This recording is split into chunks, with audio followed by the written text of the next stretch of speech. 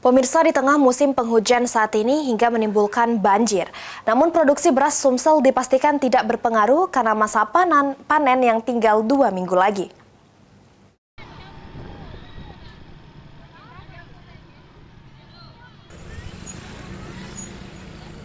Disampaikan oleh Kepala Dinas Pertanian Tanaman Pangan dan Hortiluktura, Sumsel, Bambang Pramono, jika produksi beras Sumsel dipastikan tidak akan menurun walau kini musim penghujan memasuki Sumsel.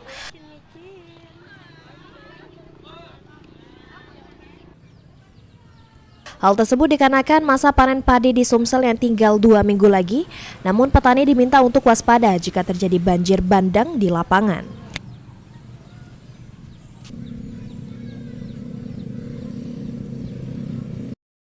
Bambang sendiri menjelaskan saat ini untuk stok beras Sumsel surplus dengan angka 3 juta ton GK atau setara 2 juta ton beras.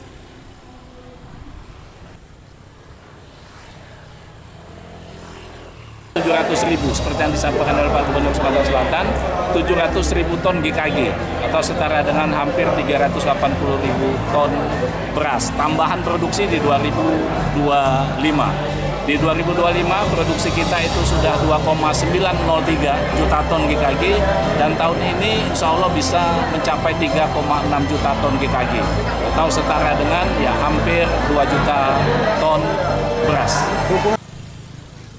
Saat ini, pertanian Sumsel sendiri sedang melakukan sejumlah program yakni cetak sawah seluas 37.000 hektar dan optimalisasi lahan seluas 50.000 hektar, sehingga dapat berkontribusi untuk pertanian. Tim Liputan, PAL TV.